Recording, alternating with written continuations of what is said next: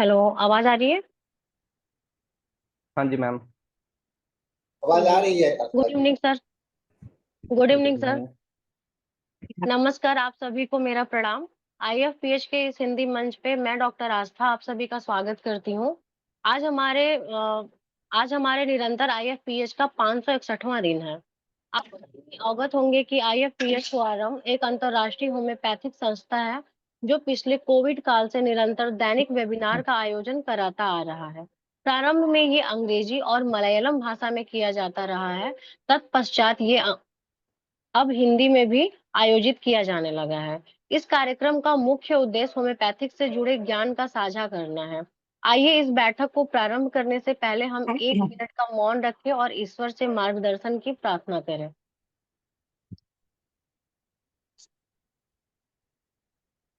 धन्यवाद। मैं आप सभी का पुनः स्वागत करती हूँ।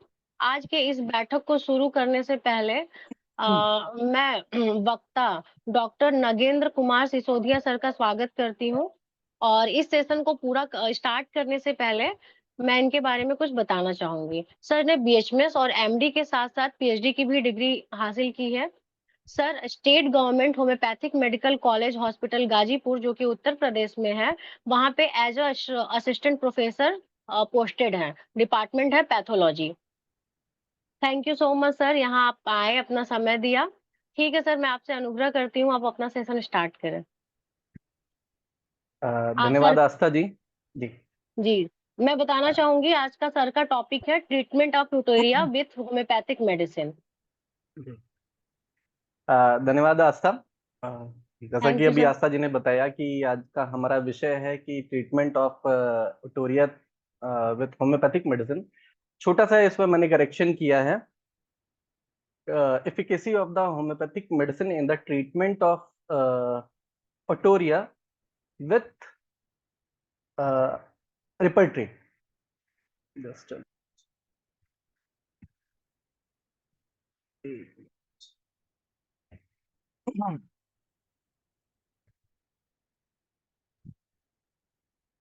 ठीक। आस्था जी मेरी स्लाइड विजिबल है? जी सर। ओके। एक बार फिर से मैं डॉक्टर नागेंद्र कुमार सिसोदिया आप सभी सम्मानित श्रोतागणों का आईएफपीएच के 561वें दिन पर आप सभी का स्वागत करता हूं और अपने वरिष्ठ चिकित्सक गणों को मेरा प्रणाम। आज का हमारा विषय है ओटोरिया में होम्योपैथिक दवाइयों की प्रभावशीलता टू रिपर्ट्री। जैसा कि आप सभी जानते हैं, जितने भी हमारे वरिष्ठ चिकित्सक हैं उनकी ओपीडीज में ये केस सामान्यतः आता है रहता है, लेकिन ये आने वाला जो समय है, मतलब ठंडियां आ रही हैं या आ गई हैं, इस मौसम के दौरान में ये केस हमारी ओपीडीज में बहुत ज्यादा आता है। वो चाहे हमारी सरकारी ओपीडी हो या फिर हमारी प्राइवेट ओपीडीज हो, यहाँ पर ये केसेस फ्रिक्वेंटली देखने को मिलते हैं। तो इसी वजह से इस टॉपिक को मैंने चूज किया, ओटोरिया को। तो आज हम यहाँ पर अपने इस 1 घंटे के वेबिनार में यही देखेंगे कि ओटोरिया है तो बहुत छोटी बीमारी, लेकिन इसके बारे में एक बार फिर से डिटेल से पढ़ेंगे कि ओटोरिया है क्या, इसके कारण क्या है, इसके लक्षण क्या हैं, और इसका होम्योपैथिक इलाज क्या है थ्रू होम्योपैथिक रिपर्टरीज के थ्रू। तो बिना समय गवाए हम लोग स्टार्ट करते हैं अपना टॉपिक, ओटोरिया। जी। जैसा कि सभी को पता है, यहाँ पर जितने भी लोग जुड़े हुए हैं वो सभी होम्योपैथिक चिकित्सक हैं। बहुत छोटा सा टॉपिक है, हमारा थर्ड ईयर का एक टॉपिक आता है ईएनटी का, ओटोरिया। तो बहुत ज्यादा मैं डिटेल में नहीं जाऊंगा, लेकिन हाँ, फिर से एक बार रिवीजन हम लोग कर लेंगे। ओटोरिया है क्या? जैसे नाम से पता चलता है, ओटोरिया कोई दूसरी बीमारी नहीं है। ओटोरिया क्या है कि हमारे कान से अगर किसी फ्लूइड का डिस्चार्ज हो रहा है तो उस कंडीशन को हम ओटोरिया कहते हैं। ओटोरिया बेसिकली देखा जाता है कि इसकी बहुत सारी वजह हो सकती हैं। वजह कहाँ कहाँ हो सकती हैं ये जानना बहुत जरूरी है कि जो ओटोरिया है, कान से बहने को हम कान के थ्रू जो डिस्चार्ज हो रहा है उसको ओटोरिया बोलेंगे। लेकिन ये जो डिस्चार्ज हो रहा है वो किस पार्ट से हो रहा है? तो पार्ट जानने से पहले हमें ये भी पता होना चाहिए कि जब हम लोग ईयर पढ़ रहे थे ईएनटी में, तो हमने उसको 3 पार्ट में डिवाइड किया था, एक एक्सटर्नल लेयर, मिडिल लेयर और इंटरनल लेयर। तो वहीं से ये बात आती है कि इसका जो कॉज होगा, जो कारण होगा, अगर कान के बाहरी हिस्से से हो रहा है तो हम उसको बोलते हैं ओटाइटिस एक्सटर्ना। अगर मिडिल ईयर से हो रहा है तो ओटाइटिस मीडिया, और इंटरनल से हो रहा है तो ओटाइटिस इंटरना। ये नाम जो है इंटरना हमें बुक में देखने को नहीं मिलता, लेकिन इसकी वजह है आगे जब हम लोग कारण पढ़ेंगे डिटेल में तो वहां पर हम देखते हैं कि इंटरना में क्या होता है।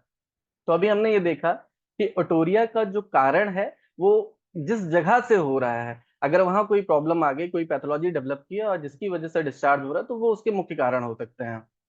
तो ये हमने देखा। बाकी ये जो ओटोरिया है, जब हम देखते हैं जो ईएनटी स्पेशलिस्ट होते हैं मॉडर्न मेडिसिन में, होते तो वो ईयर नोज और थ्रोट के डॉक्टर, लेकिन सबसे ज्यादा उनकी क्लिनिक्स में जो पेशेंट जाते हैं वो हमारे ओटोरिया के जाते हैं, मतलब कान बहने के मरीज सबसे ज्यादा वहां देखने को मिलते हैं। ये ओटोरिया कोई बहुत सीरियस प्रॉब्लम नहीं होती है स्टार्टिंग में। अगर इसका ट्रीटमेंट हमने आसानी से किया तो ये किसी भी पैथी से ठीक हो जाए, चाहे वो मॉडर्न मेडिसिन हो या होम्योपैथिक मेडिसिन हो। लेकिन अगर हम इसको इग्नोर करते हैं, छोड़ देते हैं, तो आगे चल करके ये बड़ी बड़ी बीमारियों में भी कन्वर्ट हो सकती है।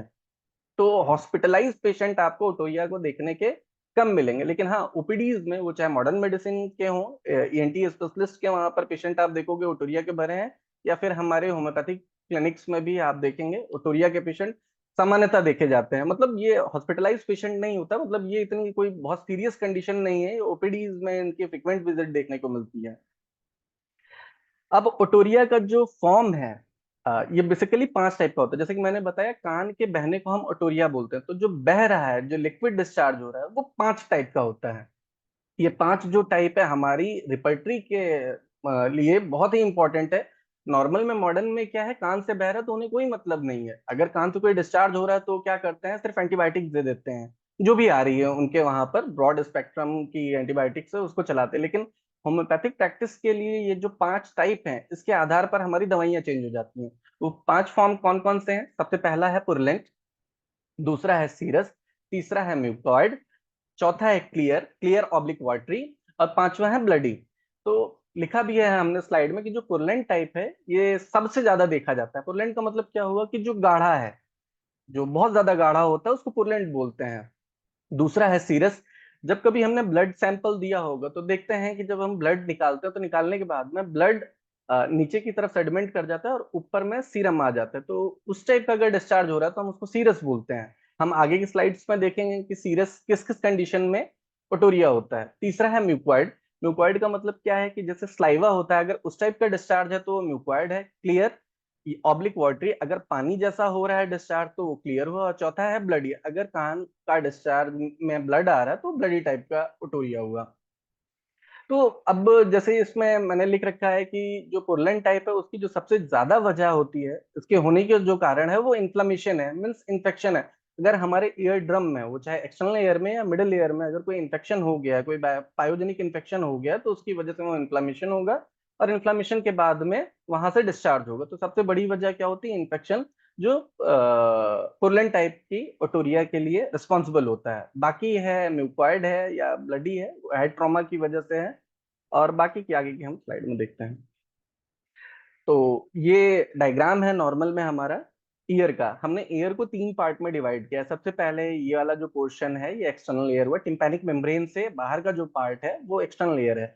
अगर यहाँ पर कोई पैथोलॉजी डेवलप हो रही है, कोई भी पैथोलॉजी हो रही है, हो सकता है यहाँ पर कोई फंगल इन्फेक्शन हो गया हो, कोई बैक्टीरियल इन्फेक्शन हो गया है, कोई मैकेनिकल इंजरी हो गई है, या कोई बॉयल हो गया है, तो यहाँ से अगर कोई डिस्चार्ज होगा एक्सटर्नल ईयर से तो हम उसको बोलते हैं ओटाइटिस एक्सटर्ना। और ये जो पिंक वाला पोर्शन है जहां पर हमारे एयर ऑसिकल्स रहती हैं, अगर यहाँ पर कोई प्रॉब्लम हुई है जिसकी वजह से अगर ओटोरिया हो रहा है, डिस्चार्ज हो रहा है, तो हम उसको बोलेंगे ओटाइटिस मीडिया। और इंटरनल एयर में अगर कोई प्रॉब्लम हो रही है और वहां से अगर एयर डिस्चार्ज हो रहा है तो हम उसको ओटाइटिस इंटरना बोलेंगे। तो ये सारे पार्ट्स थे। बाकी यहाँ पर देखा जा रहा है जो ग्रीन वाला पोर्शन है, सबसे कॉमनेस्ट जो हमको देखने को मिलता है, जो हमारी क्लिनिक्स में आता है पेशेंट सबसे ज्यादा, वो ओटाइटिस मीडिया का रहता है। तो आप ग्रीन कलर की स्लाइड में देख पा रहे होंगे, बाकी ये येलो कलर है, ये ओटाइटिस मीडिया को शो कर रहा है। नेक्स्ट है एपिडेमोलॉजी। ओटाइटिस मीडिया की जो एपिडेमोलॉजी है ये बहुत ज्यादा है। बाकी यहाँ जो डाटा हमने लिया है ये डाटा किताब का है, इसमें लिखता है कि incidence higher in developing countries.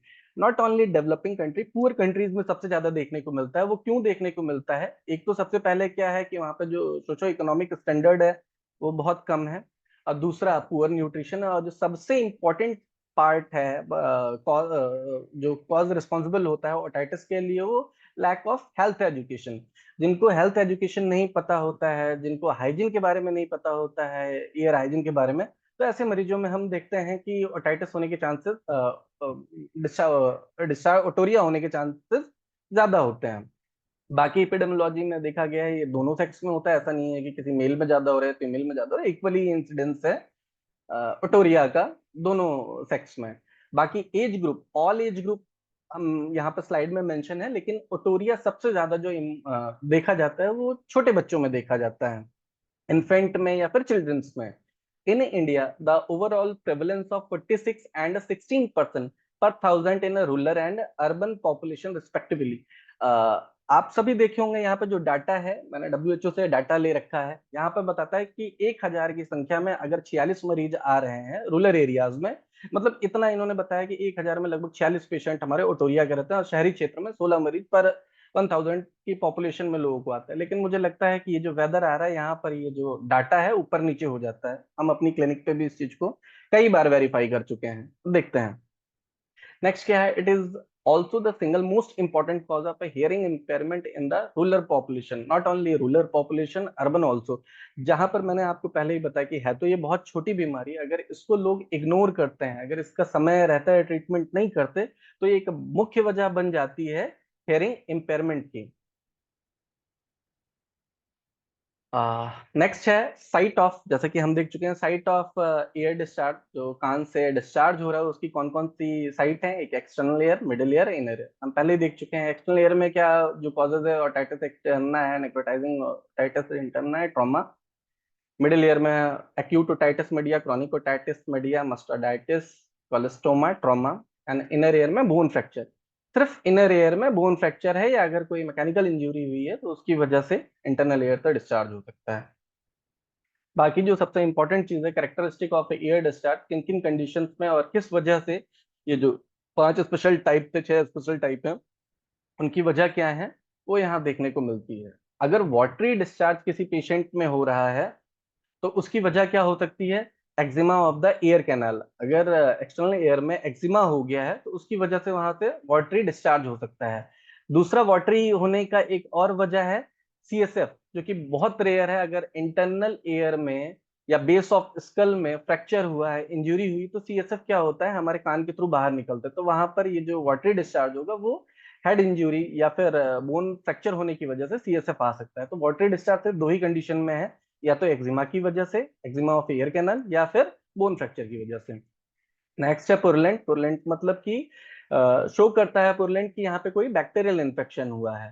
तो बैक्टीरियल इन्फेक्शन है, एक्यूट ओटाइटिस मीडिया, या फिर फ्रंकुलोसिस। फ्रंकुलोसिस कोई और बीमारी नहीं है, सिंपल कान में अगर कोई बॉयल हो जाता है तो हम उसको फ्रंकुलोसिस कहते हैं। नाम के आधार पर सिर्फ चेंज किया गया है कि कान का अगर बॉयल है तो उसको फ्रंकल बोलेंगे, अगर जेनाइटल्स का है तो फ्रंकल बोलेंगे। नेक्स्ट है हमारा म्यूकोइड। जो म्यूकोइड टाइप की ओटोरिया है उसकी जो सबसे इंपॉर्टेंट वजह है वो क्या है? Chronic separative otitis media with perforation. अगर कान जो टिम्पैनिक मेम्ब्रेन है अगर परफोरेट कर गई है तो उसकी वजह से वहां पर म्यूकोइड टाइप का डिस्चार्ज होता है। नेक्स्ट है म्यूकोपुरलेंट। इसका मतलब क्या हुआ कि म्यूकस भी है और गाढ़ा भी है, दोनों मिक्स करके आ रहा है। तो इसमें जो वजह हो सकती है वो एक्यूट ओटाइटिस मीडिया हो सकती है या कार्सिनोमा ऑफ ईयर हो सकता है। रेयर है ये, लेकिन होता है। ब्लडी, जैसा सभी को पता है, स्टार्टिंग में ही हम देख चुके हैं कि ब्लडी डिस्चार्ज अगर कान से हो रहा है तो वो एक ही कंडीशन लगभग आता है, ट्रॉमा।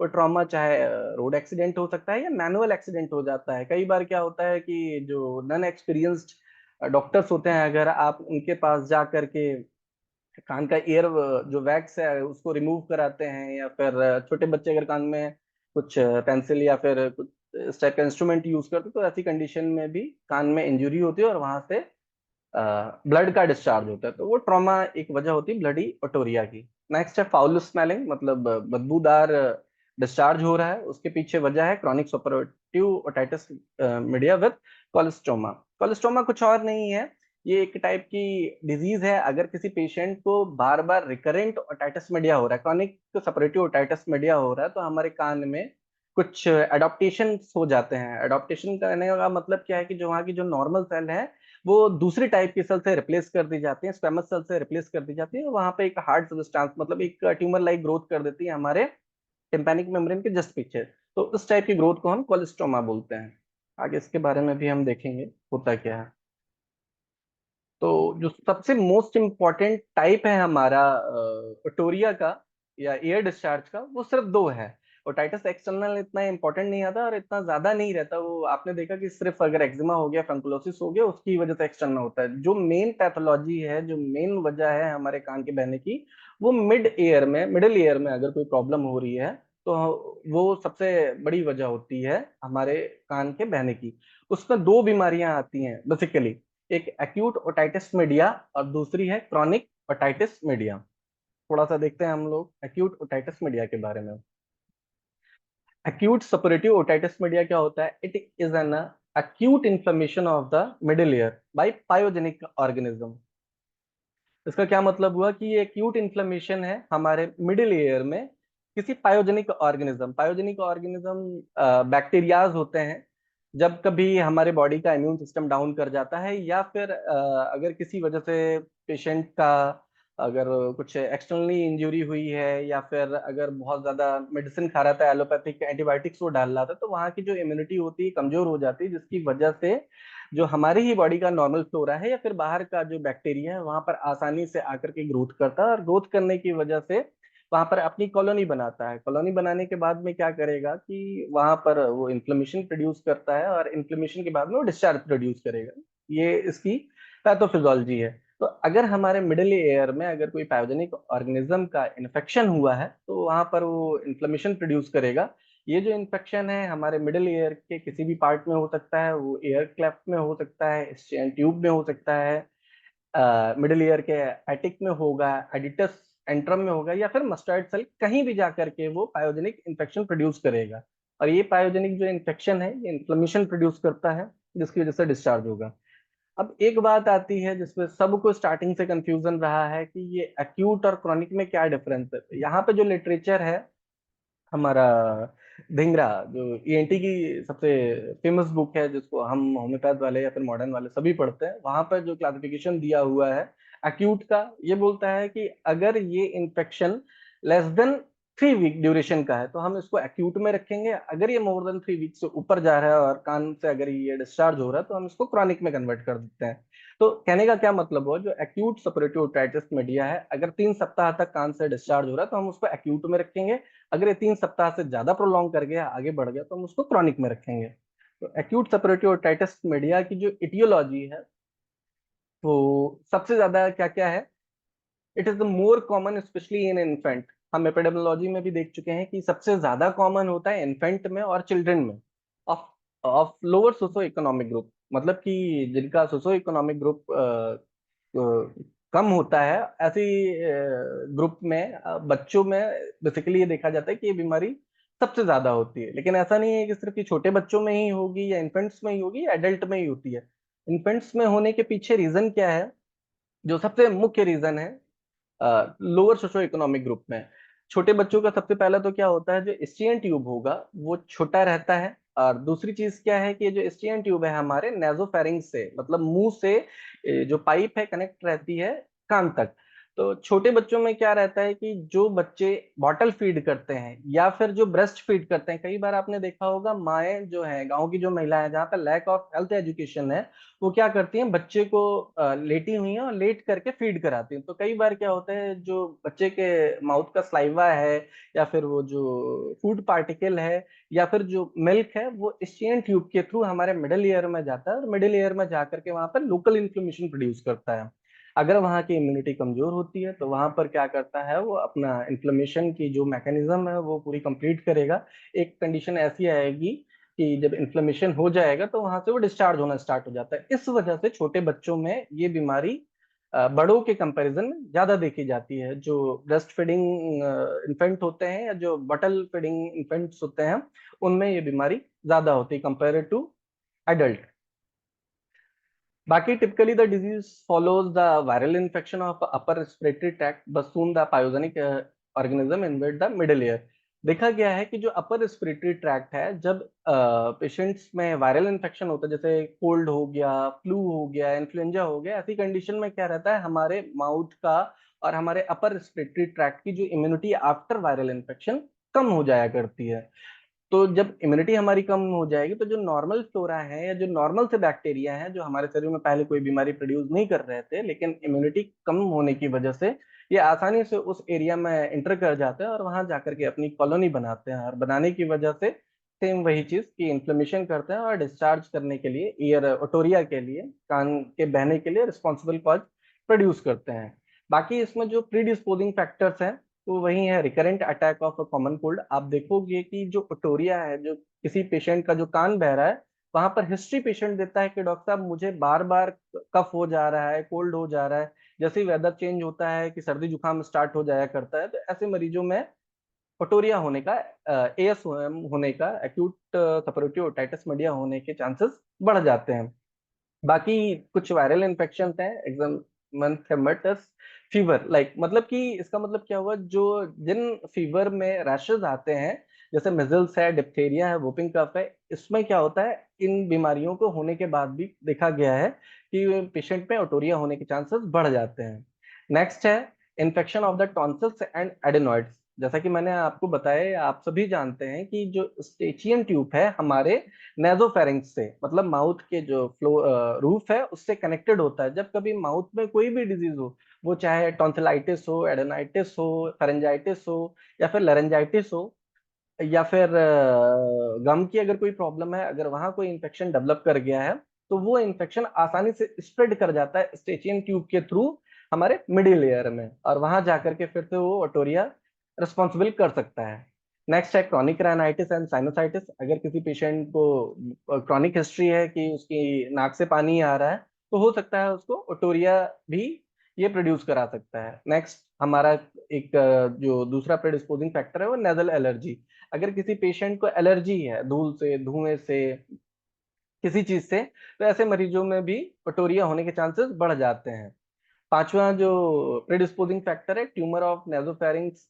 अगर कोई ट्यूमर हो गया है, या क्लेफ्ट पैलेट हो गया है, या कोई एबनॉर्मलिटी ऐसी आई है जो हमारे नेजोफेरिंक्स को ऑब्स्ट्रक्ट करेगी, तो उससे क्या होगा कि हमारे मिडिल ईयर में कुछ सीरस ग्लैंड होती हैं जो नॉर्मल में सिक्रीशन करती हैं मिडिल ईयर में।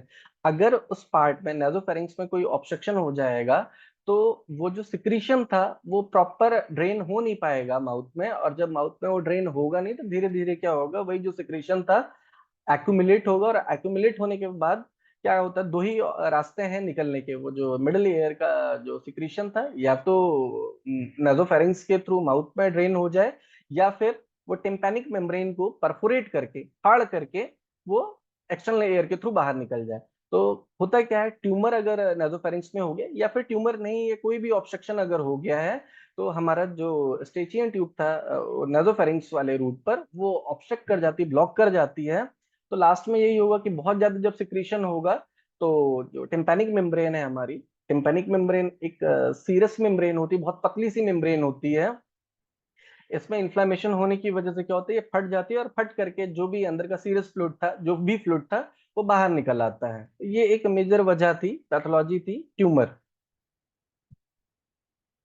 नेक्स्ट है एक्यूट ओटाइटिस मीडिया में, सेपरेटिव ओटाइटिस मीडिया के जो रूट है, रूट ऑफ इन्फेक्शन है, वो तीन जगह से इन्फेक्शन स्प्रेड कर सकता है। एक है हमारा वाया स्टेचियन ट्यूब, दूसरा है वाया एक्सटर्नल एयर, और तीसरा है ब्लड बॉन्ड। स्टेचियन ट्यूब मैंने आपको बताया कि सबसे कॉमन रूट है। क्यों है? क्योंकि यहाँ से इन्फेक्शन आसानी से ऊपर की तरफ स्प्रेड कर सकता है। वो या तो खुद थ्रू कैनाल के थ्रू जा सकता है, या फिर वहां पे रिच सप्लाई होती है लिम्फेटिक वेसल्स की, या फिर लिम्फेटिक वेसल्स के थ्रू ये इन्फेक्शन स्प्रेड करके हमारे मिडिल ईयर में पहुंच सकता है। दूसरा जो वजह है वो वाया एक्सटर्नल ईयर। अगर कोई ट्रॉमा हुआ है एक्सटर्नल एयर से, तो वो हमारे मिडिल एयर में आकर के इन्फेक्शन प्रोड्यूस कर सकता है। और तीसरा है ब्लड बॉन्ड, जो कि बहुत अनकॉमन है। इट मीन्स क्या, अगर कोई बहुत इम्यूनो कम्प्रोमाइज पेशेंट है, या फिर अगर किसी पेशेंट में बैक्टीरियमिया, सेप्टिसेमिया डेवलप किया हुआ है, मतलब बॉडी में कान का इन्फेक्शन ना होकर के किसी दूसरे पार्ट का इन्फेक्शन था, वो इन्फेक्शन जब हमारे कान में आकर के पहुंचता है, तो वहां आकर के ये एक्यूट ओटाइटिस मीडिया प्रोड्यूस कर सकता है, जो कि बहुत रेयर है। ऐसी कंडीशन में पेशेंट जनरली बचता नहीं है, ऐसे पेशेंट हमारे हॉस्पिटलाइज होते हैं ब्लड बॉर्न इन्फेक्शन में। पैथोफिजियोलॉजी, जैसा कि मैं बार बार इस चीज के बारे में बता रहा था कि जब एक्यूट ओटाइटिस मीडिया होती है तो उसमें पैथोलॉजी क्या डेवलप करता है, तो सभी ने पैथोलॉजी पढ़ रखी है, इन्फ्लेमेशन पढ़ रखा है। तो 5 स्टेप है, मैं इसको बहुत ज्यादा एक्सप्लेन नहीं करूँ क्योंकि टाइम हमारे पास बहुत कम है। स्टेज इसमें 5 है। सबसे पहले ट्यूबर हाइपरेमिया है, स्टेज ऑफ द ट्यूबल हाइपरेमिया। इसका मतलब क्या हुआ, जो हाइपरेमिया है, जब कभी इन्फेक्शन होता है तो डिफेंस मैकेनिज्म हमारा काम करता है, तो जो ब्लड वेसल्स हैं वहां डायलेट होंगी और ब्लड उस एरिया में आना स्टार्ट हो जाता है, जिसकी वजह से वहां पर हाइपरेमिया देखने को मिलता है। आगे जब हम लोग देखेंगे रिपर्टरी में तो बहुत सारी मेडिसिन में भी दिया है कि टिम्पैनिक मेम्ब्रेन रेड हो जाती है, तो वो जो रेड हो रही है वो हाइपरेमिया की वजह से हो रही है। नेक्स्ट क्या है, जब लिखा है स्टेज ऑफ द प्री सपुरेशन, इसका मतलब क्या हुआ कि यहाँ पर ब्लड वेसल्स डायलेट नहीं है, जो डिफेंस मैकेनिज्म में रोल प्ले करने वाली सेल्स होती हैं, डब्ल्यूबीसी सेल्स होती हैं, इस पार्ट में पहुंचती हैं और डायरेक्टली आकर के फाइट करना स्टार्ट करती हैं। सपुरेशन, यहाँ पर फाइट स्टार्ट, प्री सपुरेशन में क्या होता है, बस यहाँ पे सेल्स पहुंच जाती है लेकिन फाइट नहीं स्टार्ट होती। सपुरेशन में क्या होता है, फाइटिंग स्टार्ट होगी तो जो पैथोजन थे वो भी खत्म होते हैं और जो हमारी बॉडी के जो डिफेंस मैकेनिज्म में रोल प्ले करने वाली जो डब्ल्यूबीसी सेल्स थी वो भी डेड होती हैं। तो वो जो डेब्रिश आता है उसको हम लोग स्टेज ऑफ सपुरेशन में बोलते हैं। यही पुरलेंट डिस्चार्ज प्रोड्यूस करता है स्टेज ऑफ सपुरेशन। उसके बाद नेक्स्ट है स्टेज ऑफ द रेजोल्यूशन। ये जो स्टेज है बड़ी इंपॉर्टेंट है। रेजोल्यूशन का मतलब क्या होता है, यहाँ ठीक हो जाता है। आप लोगों ने अपनी क्लिनिक पे देखा होगा, पेशेंट आकर के हिस्ट्री बताता है, कहता है कि डॉक्टर साहब पहले हमको कान में दर्द होता है, दर्द 2 दिन 3 दिन रहता है, फिर उसके बाद कान डिस्चार्ज होता है, सॉरी, डिस्चार्ज के बाद पेशेंट को आराम हो जाता है। तो ये जो स्टेज है, जो आराम हो रहा है, वो इसी वजह से हो रहा है कि वो टिम्पैनिक मेम्ब्रेन परफोरेट कर गई है और परफोरेशन के बाद में वो जो डिस्चार्ज था, वो जो एक्यूमुलेशन था पस का, वो हमारे एक्सटर्नल एयर के थ्रू बाहर निकल जाता है। जब वो डिस्चार्ज बाहर हो जाता है, प्रेशर कम हो जाएगा इंटरनल एयर में, तो पेशेंट को आराम भी महसूस होता है और पेशेंट कुछ समय के लिए ठीक होता है। नेक्स्ट स्टेज है हमारे स्टेज ऑफ कॉम्प्लिकेशन। दो चीजें होती हैं यहाँ पर, या तो पेशेंट एकदम से ठीक हो जाएगा अगर हमने होम्योपैथिक मेडिसिन दी है या फिर सही मैनेजमेंट किया है। अगर यहाँ पर अनट्रीटेड रहा ये एक्यूट ओटाइटिस मीडिया तो ये आगे चल करके कॉम्प्लिकेशन में प्रोड्यूस कर जाता है। जो एएसओएम का सबसे बड़ा कॉम्प्लिकेशन है वो सीएसओएम है। सीएसओएम का मतलब क्या हुआ कि मतलब 3 वीक के बाद भी अगर किसी पेशेंट का कान बह रहा है तो वो सीएसओएम में पहुंच गया, क्रॉनिक सपोर्टिव ओटाइटिस मीडिया में। ये तो छोटा सा कॉम्प्लिकेशन हुआ, इसमें पेशेंट की जान नहीं जाती है, पेशेंट हॉस्पिटलाइज नहीं करता है। ओटाइटिस मीडिया का जो सबसे खतरनाक कॉम्प्लिकेशन है वो होता है हमारा मेनिंजाइटिस। आपने देखा होगा कि जो मिडिल ईयर है, मिडिल ईयर हमारा इंटरनल ईयर से कनेक्टेड है और ये जो इंटरनल ईयर है वो हमारा ब्रेन के अंदर का पार्ट है। अगर कोई बैक्टीरिया यहाँ से स्प्रेड करके इन्वेड करके हमारे ब्रेन में पहुंच जाता है तो वहां जाकर के ये बहुत सीवियर सीवियर कॉम्प्लिकेशन प्रोड्यूस कर सकता है। तो जो लास्ट स्टेज है वो स्टेज ऑफ कॉम्प्लिकेशन है। अगर ये ठीक नहीं होता, अनट्रीटेड रहता है, तो ये कॉम्प्लिकेट करेगा सीएसओएम में या फिर मेनिंजाइटिस में, लास्ट में डेथ भी प्रोड्यूस करा सकता है। लक्षण हम लोग साथ में देखेंगे एक्यूट ओटाइटिस मीडिया के और क्रॉनिक सपोरेटिव ओटाइटिस मीडिया के। तो देखते हैं क्रॉनिक सपोरेटिव ओटाइटिस मीडिया ये क्या होता है। Chronic suppurative otitis media is a long-standing infection of a part of whole of the middle ear, cleft characterized by ear discharge and the permanent perforation। जो सबसे important चीज क्या है, permanent perforation of the tympanic membrane। मुझे पता है आप सभी के चैम्बर पे जरूर कभी ना कभी जो सीनियर है उनके पास तो अक्सर पेशेंट आता होगा, लेकिन मेरे जैसे जो नए अभी होम्योपैथिक प्रैक्टिशनर्स हैं, जिन्होंने अभी नया नया प्रैक्टिस करना स्टार्ट किया है, उनकी चैम्बर में पेशेंट आते हैं जो ईएनटी से जो ईएनटी स्पेशलिस्ट हैं, मतलब मॉडर्न मेडिसिन वाले जो स्पेशलिस्ट हैं, उनके वहां से पेशेंट हमारी होम्योपैथिक क्लिनिक पे आते हैं। ऐसे नहीं आते नॉर्मल में। पहले तो उनके वहाँ ट्रीटमेंट कराते हैं एक्यूट ओटाइटिस मीडिया का। अगर वो ट्रीट नहीं होता है तो वो क्रॉनिक सपोरेटिव ओटाइटिस मीडिया में कन्वर्ट हो जाता है। तो वहां पर जो ईएनटी स्पेशलिस्ट होते हैं वो इसका एक ही इलाज बोलते हैं कि जो कान से डिस्चार्ज हो रहा है वो अगर एक्यूट फेज के लिए थोड़ा सा बह रहा है, उन्होंने कुछ खाने के लिए एंटीबायोटिक्स दिया, कुछ डालने के लिए एंटीबायोटिक्स दिया, पेशेंट का कुछ समय के लिए इंप्रूवमेंट हो जाता है, मतलब जो ईयर डिस्चार्ज है वो रुक जाता है, लेकिन ये परमानेंट ठीक नहीं होता। डॉक्टर वहां पर बोलता है कि कुछ दिन की हम एंटीबायोटिक्स दे रहे हैं, इससे आपका रुक तो जाएगा, लेकिन ये जो परफोरेशन है, मतलब ये जो कान का बिहार के लैंग्वेज में जो कान का पर्दा होता है उसको चदरा बोलते हैं। कहते हैं जो कान का चदरा फट गया है इसका एक ही इलाज होता है, इसको हम ऑपरेट करके दूसरा पर्दा लगाएंगे। मतलब इस जो ऑपरेशन को बोला जाता है टिम्पैनोप्लास्टी बोला जाता है। और आज के समय में एक और छोटा सा इसका एक पहले का एक स्टेज है टिम्पैनोप्लास्टी से, पैच लगाते हैं, टिम्पैनिक पैच लगाते हैं। एक पेपर टाइप का कुछ सब्सटेंस होता है, उसको टिम्पैनिक मेम्ब्रेन पे लगाते हैं। पार्शियल रप्चर हुआ है, लेकिन ये ठीक नहीं होता है। क्यों? क्योंकि अगर हम कॉज का ट्रीटमेंट नहीं कर रहे हैं तो आगे चल करके फिर से वहां पे इन्फेक्शन होगा, फिर से वहां पर अंदर में एक्यूमुलेशन होगा और फट करके बाहर निकलेगा। तो आपकी क्लिनिक पे जरूर पेशेंट आया होगा एलोपैथिक से घूम करके। क्यों? क्योंकि बोलते हैं डॉक्टर इसका परमानेंट कोई इलाज नहीं है, कि अगर कान का पर्दा फट गया है तो सिर्फ और सिर्फ मॉडर्न में एक ही ट्रीटमेंट है, टिम्पैनोप्लास्टी। लेकिन हमारी होम्योपैथी में हमने, मतलब मेरा बहुत छोटा एक्सपीरियंस रहा है होम्योपैथी में, लेकिन हमने बहुत सारे केसेस देखे हैं कि जहां पर ईएनटी स्पेशलिस्ट ने बोला कि टिम्पैनोप्लास्टी करना है, हमने 2 महीने 3 महीने 4 महीने ट्रीटमेंट किया, पेशेंट का कान का जो पर्दा है वो फिर से आ जाता है दोबारा। जब वो अपने ईएनटी स्पेशलिस्ट के पास गए तो उन्होंने कहा कि नहीं, आपको कोई ट्रीटमेंट की एडिशनल जरूरत नहीं है। इट मीन्स टिम्पैनोप्लास्टी की जरूरत नहीं है, आप नॉर्मल में जो ट्रीटमेंट करा रहे हैं वो कीजिए। ये मेरा अपना एक्सपीरियंस है, बाकी आप सभी के क्लिनिक पे ये मरीज आते होंगे। तो यही चीज है कि सीएसओएम में जो सबसे कैरेक्टरिस्टिक बात क्या है, कान तो बह ही रहा है लेकिन इसमें परमानेंट परफोरेशन हो गया है, मतलब जो कान का पर्दा है वो परमानेंट फट गया है। अब perforation become permanent when it edge are covered by the squamous epithelium and does not heal spontaneously.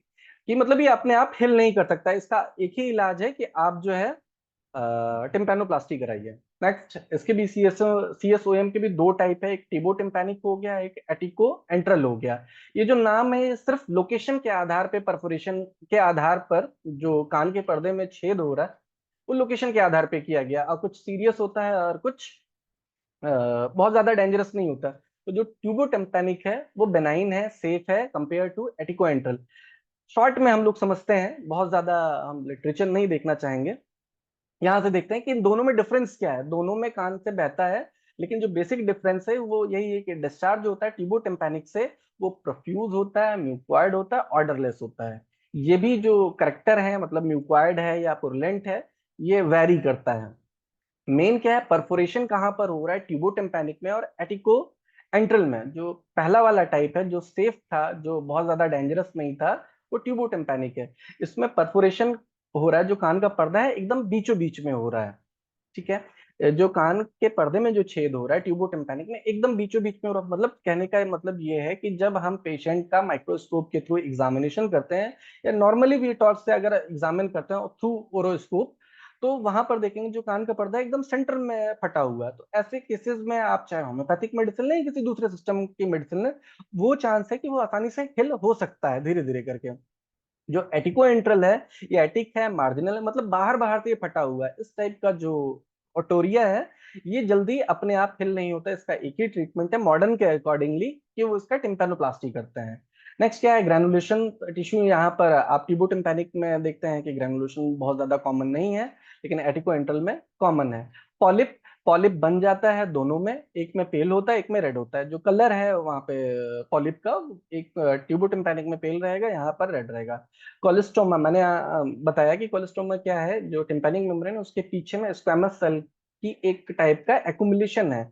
ये कोलेस्टोमा क्या करता है, हमारे हियरिंग को जो हियरिंग मैकेनिज्म है उसमें हिंड्रेंस प्रोड्यूस करता है, जिसकी वजह से जो वाइब्रेशंस होते हैं, हमारे जो साउंड वेव्स हैं टिम्पैनिक मेम्ब्रेन पे पड़ने के बाद, जो एयर ऑसिकल्स के थ्रू इंटरनल एयर में जा रहे थे, वो बीच में उसको रोक देता है, जिसकी वजह से हियरिंग इम्पेयर्ड हो जाती है। और ये कोलेस्ट्रोमा क्यों डेवलप हो रहा था, अगर रिकरेंट किसी में सीएसओएम डेवलप हो रहा है तो ये डेवलप कर जा रहा था। तो जो ट्यूबो टिम्पैनिक में ये रेयर है, और यहाँ पर ये कॉमनली देखने को मिलता है। कॉम्प्लिकेशंस बताया मैंने, ट्यूबो टिम्पैनिक में बहुत सीवियर कोई कॉम्प्लिकेशन देखने को नहीं मिलते, लेकिन एटिको एंट्रल में कॉम्प्लिकेशन देखने को मिलते हैं। ऑडियोग्राम इसमें जो देखा जाता है ट्यूबो टिम्पैनिक में, mild to moderate conductive difference होता है, और जो एटिको एंट्रल है यहाँ पर कंडक्टिव और मिक्स्ड डिफरेंस दोनों देखने को मिलता है।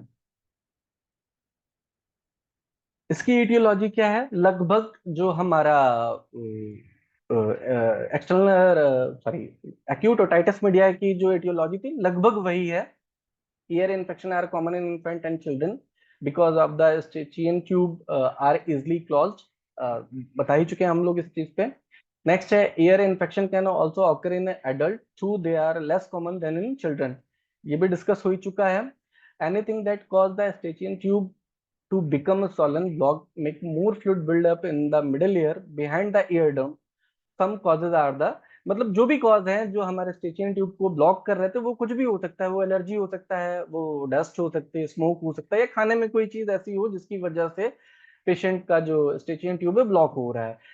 वेदर है, कोल्ड कोल्ड आ रहा है, कोल्ड में आप देखेंगे पेशेंट को रनिंग नोज, कफ, कोराइजा बहुत ज्यादा रहता है, इसकी वजह से हमारा स्टिचियन ट्यूब भी ब्लॉक कर जाता है। नेक्स्ट है साइनस का इन्फेक्शन, जो पैरानेजल साइनस है, अगर इनमें इन्फेक्शन हो गया है तो ये भी हमारे स्टिचियन ट्यूब को ब्लॉक करते हैं।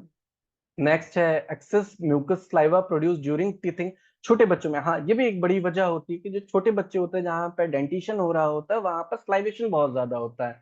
तो अगर बच्चा ड्रोलिंग ऑफ स्लाइवा, मतलब मुंह से अगर स्लाइवा निकाल दे रहा है या फिर अगर वो उसको एलिमिनेट कर ले रहा है, निगल ले रहा है, तब तो कोई प्रॉब्लम नहीं रहती। लेकिन अगर माउथ में वो भरा रहता है तो यही जो स्लाइवा है ये हमारा स्टिचियन ट्यूब के थ्रू जा करके मिडिल ईयर में पहुंच जाता है। और माउथ में बहुत ढेर सारे नॉर्मल स्लाइवा होते, नॉर्मल फ्लोरा होते हैं, बैक्टीरियाज होते हैं जो कि मिडिल ईयर में जा करके इन्फ्लेमेशन प्रोड्यूस कर सकते हैं। तो टीथिंग के समय में भी आप देखोगे कि छोटे बच्चों में कान का बहना बड़ा सामान्य हो जाता है।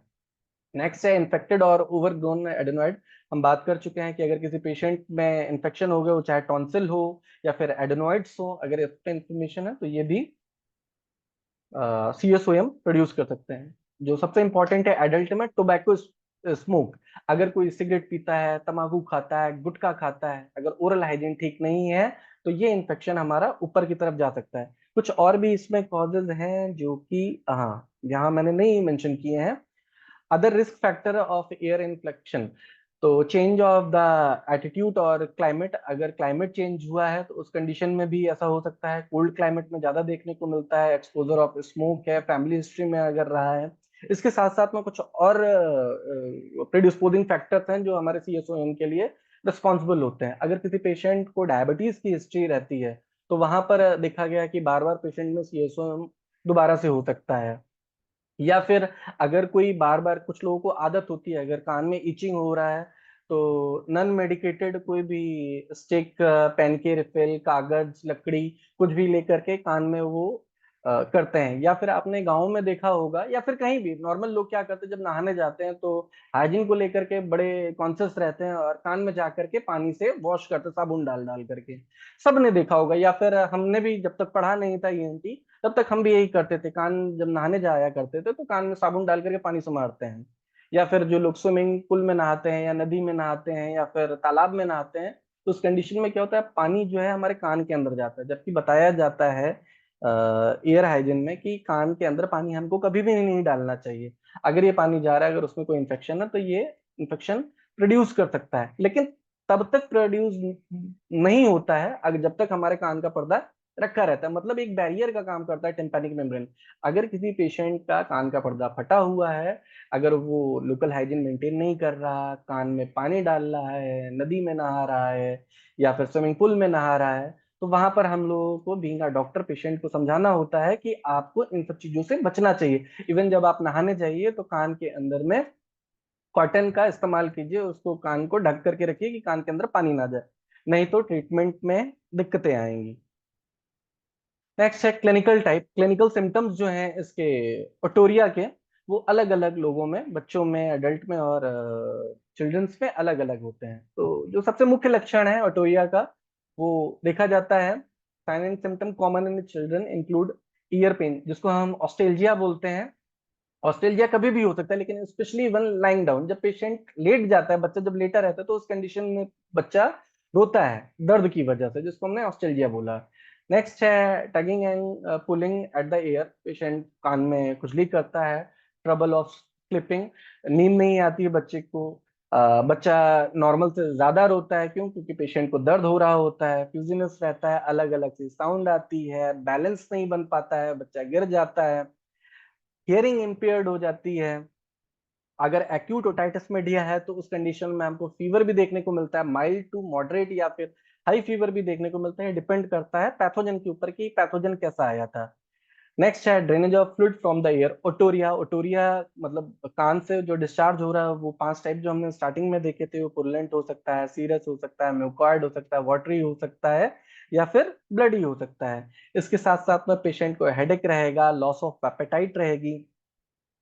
एडल्ट में ये कॉमनली देखने को नहीं मिलता है। यहाँ पर हमें सबसे ज्यादा जो सबसे इंपॉर्टेंट लक्षण देखने को मिलता है, पेशेंट ये बोलता है कि मैंने ईचिंग नहीं लिखा है। यहाँ पर क्या है, पेशेंट सबसे ज्यादा जो क्लासिकल सिम्टम है, स्टार्टिंग में पेशेंट बोलता है कि डॉक्टर साहब कान में ईचिंग बहुत हो रही है, नेक्स्ट में पेन होता है, तीसरे में ड्रेनेज होगा। बाकी चौथा जो रेयर कॉम्प्लिकेशन है, मतलब जो कॉम्प्लिकेशन में आता है, रेयर नहीं, सबसे कॉमनेस्ट कॉम्प्लिकेशन है, हियरिंग जो है उसकी डिस्टर्ब हो जाएगी। तो इसके कुछ कॉमन से लक्षण थे जिससे हम पहचान सकते हैं कि ओटोरिया है क्या। नेक्स्ट डायग्नोसिस, सभी डायग्नोसिस कराते हैं यहाँ तो बहुत सारी चीजें, लेकिन जो स्पेसिफिक इन्वेस्टिगेशन है, हम लोग क्या करते हैं, पेशेंट का directly examination of under microscope. सभी ने अपने क्लिनिक पर ऑरोस्कोप रखा होगा, ऑरोस्कोप से जैसे ही देखेंगे हमको टिम्पैनिक मेम्ब्रेन दिखाई पड़ जाती है, अंदर की जो भी पैथोलॉजी हो, वैक्स हो, टिम्पैनिक मेम्ब्रेन हो, वो सारी चीजें वहां दिखाई देती हैं। परफोरेटेड है, रिट्रैक्टेड है, मिड में वो परफोरेट की है या मार्जिनल परफोरेट है, जैसे ही हम उसको माइक्रोस्कोप में देखेंगे या ओरोस्कोप में देखेंगे वो दिख जाता है। ये मैनुअली हम देख सकते हैं अपने चैम्बर में, एक होम्योपैथिक डॉक्टर भी आसानी से एग्जामिन कर सकता है उसके टिम्पैनिक मेम्ब्रेन को। नेक्स्ट ऑडियोग्राम, ऑडियोग्राम हम करते हैं हियरिंग चेक करने के लिए। ऑडियोग्राम में कुछ करा नहीं जाता, अलग अलग फ्रिक्वेंसी की आवाज को हम पेशेंट के कान के पास डालते हैं और उससे चेक करते हैं किस फ्रिक्वेंसी को वो चेक कर सुन पा रहा है, महसूस कर पा रहा है। तो ऑडियोग्राम से हम लोग हियरिंग दिखते हैं। नेक्स्ट क्या है, culture and sensitivity of year discharge. जो कान से डिस्चार्ज हो रहा है, ईयर डिस्चार्ज हो रहा है, उसका हम लोग कल्चर कराते हैं। कल्चर कराने से क्या होता है, जो पैथोजन है, जो बैक्टीरिया है, उस उसका नेचर हमें पता चलता है, उसका टाइप पता चलता है। हमारे वहाँ होम्योपैथी में तो इसका कोई बहुत रोल नहीं है कल्चर का। मॉडर्न में क्या है कि जो कल्चर है, जिस टाइप का बैक्टीरिया, मतलब ग्राम पॉजिटिव है, ग्राम नेगेटिव है, उसके अकॉर्डिंगली वो लोग मेडिसिन प्रोवाइड कराते हैं। हम लोगों के वहाँ क्या है, सिम्टम्स के आधार पर मेडिसिन का सिलेक्शन करते हैं। तो कल्चर एक होम्योपैथिक डॉक्टर के लिए बहुत इंपॉर्टेंट इन्वेस्टिगेशन नहीं है। नेक्स्ट है मस्टर्ड एक्सरे या CT scan of the temporal bone. ये बहुत इंपॉर्टेंट चीज है। ये चीज दिखाता है, जैसे सिटी स्कैन, नॉर्मल में कोई ओटोरिया के लिए सिटी स्कैन नहीं कराता, लेकिन अगर पेशेंट में सीरियस कॉम्प्लिकेशंस आ रहे हैं तो वहां पर हम देखते हैं, डायग्नोसिस में सिटी स्कैन कराया जाता है टेम्पोरल बोन का या मस्टर्ड सेल्स का। वहां पर हमको देखने को मिलेगा, ऑस्टाइटिस देखने को मिल सकता है, मतलब कि ये जो इन्फेक्शन था ये आगे बोन में भी इन्वेड कर सकता है, जो बैक्टीरिया है बोन टिश्यू में भी इन्वेड कर जाता है। नेक्स्ट है ब्लड टेस्ट। ब्लड टेस्ट में जब कभी ओटोरिया होगा किसी पेशेंट को, तो जो ब्लड है, सीबीसी है, वहां पर हम देखेंगे जो डिफेंस मैकेनिज्म में रोल प्ले करने वाली सेल्स होती हैं, लिम्फोसाइट, न्यूट्रोफिल, सबसे पहले न्यूट्रोफिल बढ़ती, क्रॉनिक है तो लिम्फोसाइट, मोनोसाइट, ये सारों की संख्या बढ़ जाती है। तो ये जो डायग्नोस्टिक टूल थे, ये हमारे डायग्नोसिस के लिए इंपॉर्टेंट होते हैं in the case of otorrhoea. बाकी एक होम्योपैथिक फिजिशियन के लिए ये पार्ट सबसे इंपॉर्टेंट है, बाकी कोई बहुत जरूरी नहीं था। जो आगे का पोर्शन था वो एक स्टूडेंट के लिए, जिनको एग्जाम देना है या फिर थोड़ा बहुत हमें अपने फिर से रिकॉल करने के लिए वो जरूरी था। लेकिन जो सबसे इंपॉर्टेंट पार्ट है हमारे इस वेबिनार का या इस प्रोग्राम का, वो यही है कि कौन कौन से रूब्रिक हैं एयर डिस्चार्ज के। तो मैंने सिंथेसिस रिपर्टरी के थ्रू रूब्रिक्स लिए हैं, आप सभी लोग देते होंगे। मैं एक बार फिर से मेंशन करना चाहूंगा क्योंकि बहुत सारे सीनियर हैं वहां पर। ये जो रूब्रिक है सिर्फ मैंने लोकल सिम्टम्स पे लिए हैं, कि मतलब ये स्पेसिफिक कान के ही रूब्रिक लिए हैं। मेडिसिन का सिलेक्शन हमको एज अ होल लेना है, लेकिन जब हम लोग पेशेंट का ऑर्गन स्पेसिफिक सिम्टम्स लेंगे तो सिंथेसिस रिपर्टरी के थ्रू ये लेंगे। तो हम लोग सिंथेसिस रिपर्टरी में जाते हैं, वहाँ ईयर चैप्टर में जाएंगे। ईयर चैप्टर में जाने के बाद में हम डिस्चार्ज देखते हैं। मैंने कुछ रेड कलर से कर रखा है। आ, जितने सीनियर्स हैं उन्होंने देखा हो कि अपनी प्रैक्टिस के दौरान में यही कुछ मेडिसिन है। ये मेरा जो एक्सपीरियंस है, जो मेरे गुरु जी के वहां मैं रह करके एक्सपीरियंस देखा था, ये कुछ मेडिसिन से लगभग सारे केसेस में यही दवाइयां आप देखेंगे, जितने भी रूब्रिक्स आ रहे हैं उनमें आगे पीछे यही दवाई आती है। तो इसमें मेन मेन दवाई है aurum met, calcarea phos, calcarea sulph, calcarea carb, graphites, kali bichrome, kali carb, merc sol, kali sulph, petroleum, psorinum, pulsatilla, silicea, sulphur और टेलुरियम। पूरे के पूरे आप ईयर चैप्टर में डिस्चार्ज में यही कुछ मेडिसिन को बार बार फ्रिक्वेंटली देखेंगे कि यही जो रूब्रिक्स में, मतलब ये जो मेडिसिन है हर रूब्रिक्स में आ रही हैं। नेक्स्ट इसका जो सब रूब्रिक है राइट और लेफ्ट, मैं रिक्वेस्ट करूंगा अगर जितने भी हमारे लिसनर्स हैं, अगर आप में से कोई वेस्ट बंगाल से होगा तो अगर किसी को वो वाला आइडिया हो तो मेरे को लास्ट में जरूर बताइएगा। मैंने सुना था जब मैं स्टूडेंट था कि कुछ जो वेस्ट बंगाल के फिजिशियंस हैं ओटोरिया सिर्फ राइट और लेफ्ट देख करके ही मेडिसिन वो देते हैं, और उनका जो एक्यूरेसी होती है, मतलब ठीक होने का जो परसेंटेज रहता है वो 90 प्लस रहता है, या फिर मैंने कुछ लोगों के सुना है कि 100% उसी से सही हो जाता है। लेकिन मेरे को सीनियर से मेरे को तो दवा नहीं बताया, उन्होंने बहुत पूछा। लेकिन बाकी रूब्रिक्स से मेरा जो भी रिजल्ट रहा है बहुत अच्छा रहा है। इन्हीं रूब्रिक्स के थ्रू मैं देख लेता हूँ। लास्ट सेशन में पूछूंगा राइट और लेफ्ट का, अगर किसी को आइडिया होगा तो प्लीज हमें शेयर कीजिएगा, और हमारे जैसे जितने भी नए डॉक्टर्स हैं उनको ये एक्सपीरियंस बोलिएगा राइट और लेफ्ट में कौन कौन सी आती है। तो ये यहाँ पर कोई बहुत स्पेसिफिक नहीं है, हमारे सर ने बताया था राइट लेफ्ट कोई मतलब नहीं है, अगर बाकी सिम्टम्स मिल रहे हैं तो उससे हम लोग को रिलेट करेंगे।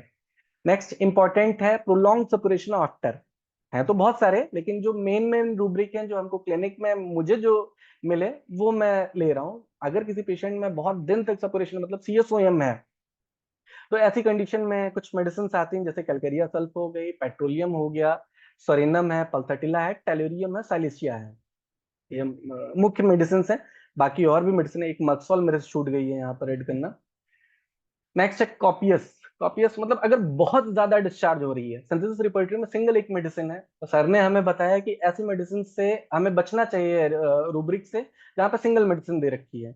लेकिन जब मैं बोरिक रिपर्टरी पढ़ रहा था तो वहां पर एक मेडिसिन लिखी हुई थी ऑरम, यहाँ पर ईयर में लिखता है एक्सटर्नल मिएटस बाथ विद पस। पेशेंट बोलता है कि डॉक्टर साहब जब मैं लेटता हूँ या जब मेरा बच्चा या बच्ची लेटती है तो उसका जो मिएटस है कान जो है वो पस से भर जाता है, इतना ज्यादा डिस्चार्ज होता है कि उसका कान हमेशा भरा रहता है, या फिर जो पिलो है वो भीग जाती है, और मेट में लिखा हुआ है। बाकी अगर किसी पेशेंट में इरप्शन के सप्रेस्ड इरप्शन के बाद अगर ओटोरिया हो रहा है तो यहाँ पर सल्फर बहुत अच्छी मेडिसिन है। बाकी अगर पेशेंट में एक्सपेरिएटिंग ओटोरिया है तो वहां पर सल्फर, टेलोरियम, पल्थेटिला, कैलकेरिया फॉस है। नेक्स्ट है अगर ग्लूई है, स्टिकी, बहुत चिपचिपा है, पेशेंट बोलता है कि डॉक्टर साहब बहुत ज्यादा चिपचिपा ओटोरिया हो रहा है, तो वहां पे बहुत अच्छी मेडिसिन है ग्रेफाइटिस और नेट्रोम्यूर। ग्रीन में आता है, ग्रीन शो करता है बैक्टीरियल इन्फेक्शन को, अगर ग्रीन ओटोरिया हो रहा है तो लाइकोपोडियम है, मक्सॉल है, काली आयोड है। ऑर्डर लेस है लेक्केनाइनम, ये कोई बहुत ज्यादा इंपॉर्टेंट नहीं है। ऑफेंसिव में है ऑरमेट, मक्सॉल, सोरिनम, साइलेसिया, लाइकोपोडियम। ये बहुत इंपॉर्टेंट रूब्रिक है। अक्सर पेशेंट आता है बताता है कि डॉक्टर साहब जो कान से डिस्चार्ज हो रहा है बहुत बदबू आ रही है, पेशेंट खुद को महसूस करता है कि डॉक्टर साहब बहुत बदबू आता है, एक कैडेवरस स्मेल है, फिशबेन लाइक है आज तक मुझे, या फिर प्यूट्रिड मीट लाइक है कभी मेरे को ये, या नेक्स्ट और एक लिखा है रॉटन चीज लाइक। ये रूब्रिक मेरे को आज तक नहीं मिले कि इस टाइप का कोई सिम्टम बताया हो। बाकी मेडिसिन है कुल मिलाकर के आप देखेंगे तो ऊपर जो ऑफेंसिव में आ रही है वही लगभग मेडिसिन है, सोरिनम, टेलोरियम, आर्सेनिक, ग्रेफाइटिस, यही सारी दवाइयां ऑफेंसिव में कवर कर रही हैं। जो सबसे इंपॉर्टेंट है ऑस्टेल्जिया, सिर्फ एक छोटा सा रूब्रिक है और मात्र 3 मेडिसिन है, कैलकेरिया सल्फ, फेरमफॉस और मक्सॉल। अगर किसी पेशेंट को कान दर्द के साथ में ओटोरिया हो रहा है तो ये 3 दवाइयां आती हैं, उनमें से अगर बाकी लक्षण मिलने हैं तो हम इस दवा के बारे में सोच सकते हैं। नेक्स्ट है पीरियोडिक एवरी 7th डे। मेरे को बहुत ज्यादा नहीं मिला, हाँ ये जरूर बोलता है कि पेशेंट एक फिक्स इंटरवल के बाद में या फिर कुछ समय के बाद बार बार हो जा रहा है। तो वो बार बार क्यों हो रहा है, क्योंकि वो सीएसओएम है, डिस्चार्ज हो जाता है, पेशेंट को रिलीफ हो जाता है, फिर वहां पर वो मैकेनिज्म हो रही होती है, फिर वो कुछ समय के बाद से डिस्चार्ज होता है, आराम होगा। तो हम सल्फर के बारे में सोच सकते हैं अगर बाकी लक्षण सल्फर के मिल रहे हैं। पुरलेंट पे हम क्या देख रहे हैं, बहुत ज्यादा गाढ़ा है, पीला है, तो कैलकेरिया कार्ब है, कैलकेरिया सल्फ है, kali bichrome, kali carb, merc sol, silicea, tellurium, psorinum, pulsatilla, tuberculinum, ये दवाइयों के बारे में सोच सकते हैं। नेक्स्ट विथ एक्जिमा, अगर एक्सटर्नल ईयर में एक्जिमा है और उसके बाद अगर किसी पेशेंट का ईयर डिस्चार्ज हो रहा है तो वहां पर ये कुछ दवाइयों के बारे में हम सोच सकते हैं, जिसमें मुख्यतः है मक्सॉल और सल्फर। नेक्स्ट है सीरस। सीरस हमने बताया था कि अगर पतला हो रहा है तो वहां पर टेलोरियम है, थिक है, बहुत गाढ़ा है तो कैलकेरिया सल्फ, कैलकेरिया का पल्थेटिला, साइलेसिया। थिन है, पानी जैसा है, वाटरी है, काली सल्फ, साइलेसिया, टेलोरियम है। वाइट है, नेट्राम्यूर, काली क्लोर। मिल्की वाइट है, काली क्लोर आ रहा है, और येलो है तो काली सल्फ, कालीबाइक्रोम और पल्थेटिला। येलोइश ग्रीन है तो पल्थेटिला, मक्सॉल। तो आपने देखा कि जो स्टार्टिंग में ये रूब्रिक थे जो हमने यहाँ पर देख रखे थे, इन्हीं में ही सारी जो मेडिसिन है ये सारे रूब्रिक्स में लगभग मूव कर रहे होते हैं। इसके बाद थोड़ा सा हम इन दवाइयों के बारे में देख लेते हैं।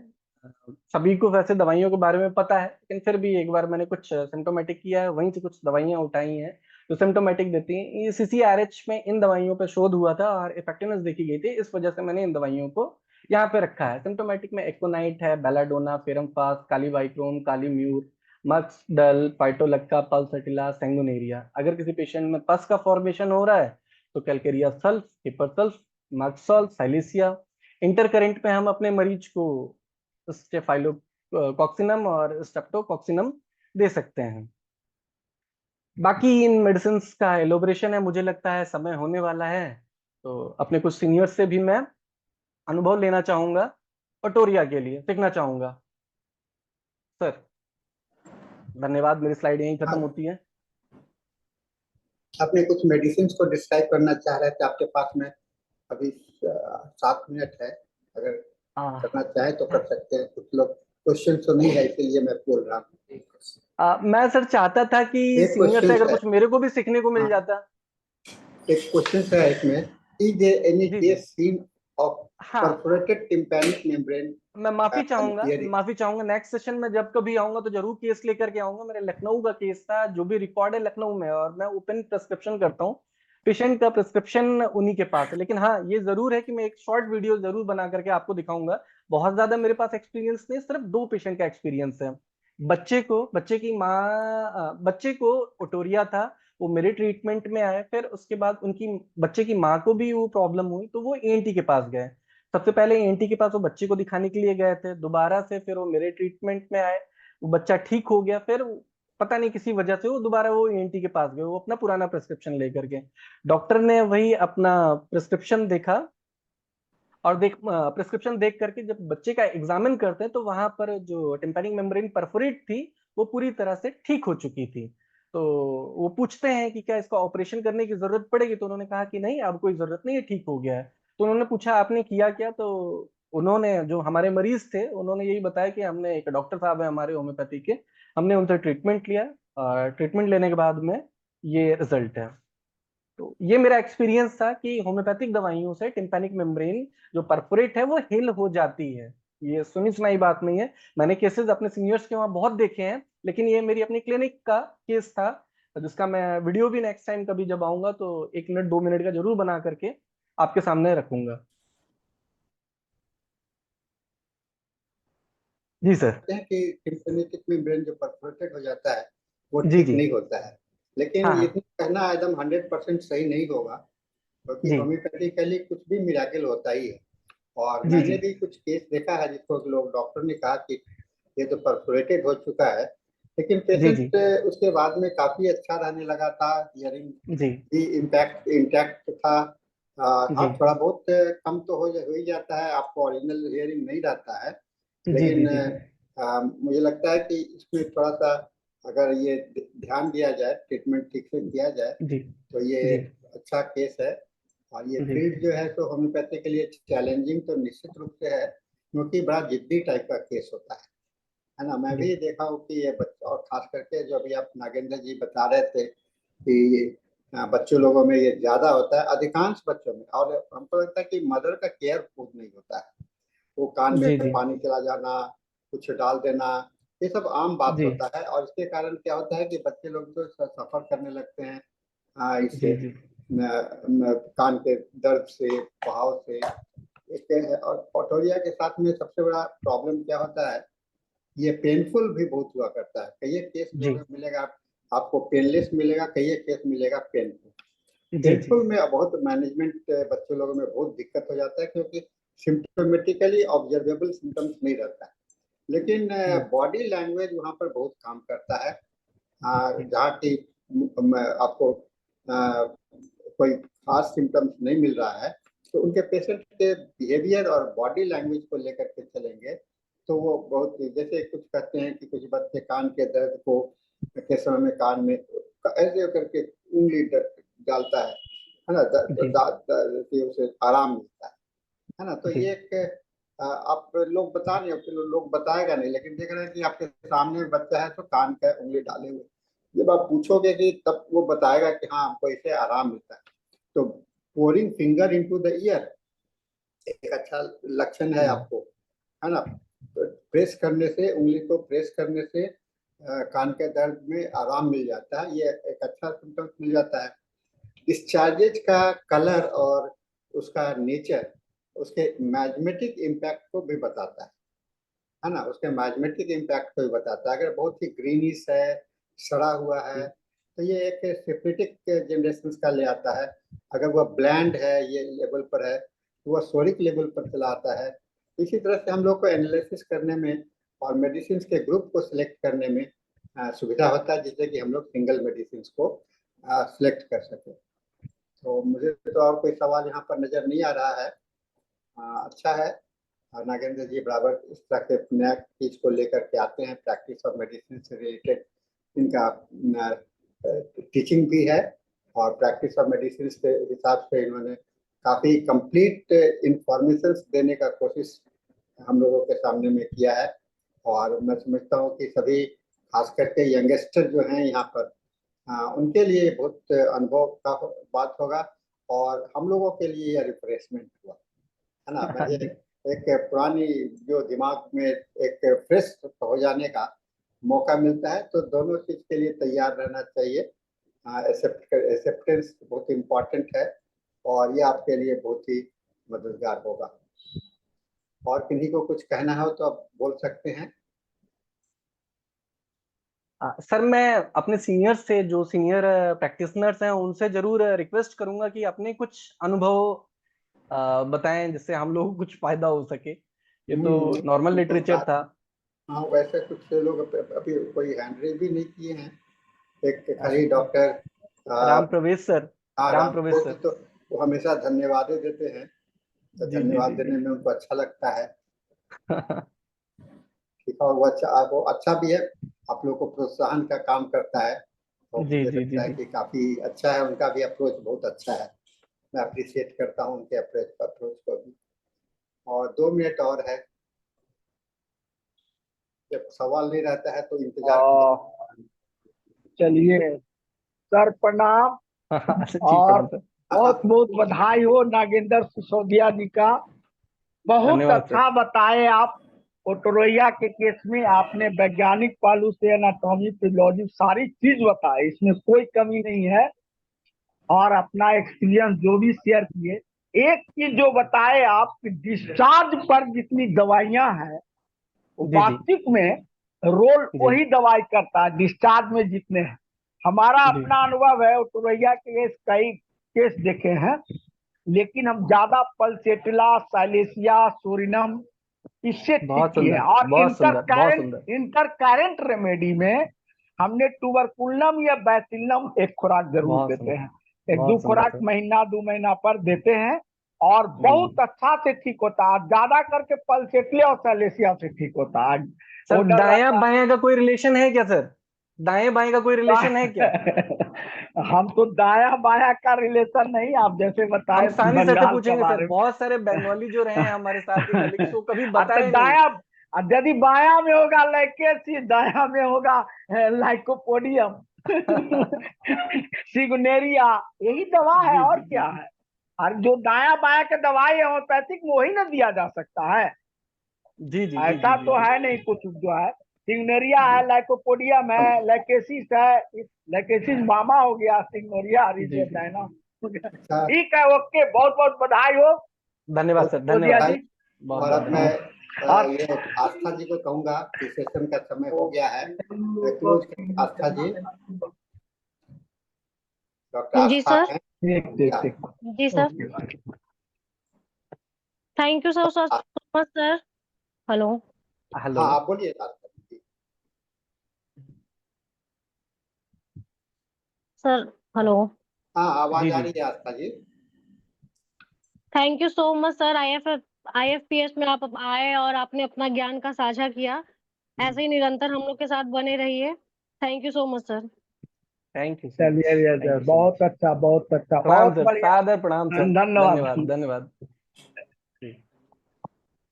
Dr. Anjani, now you are the host now, and you can start the session now, Dr. Anjani.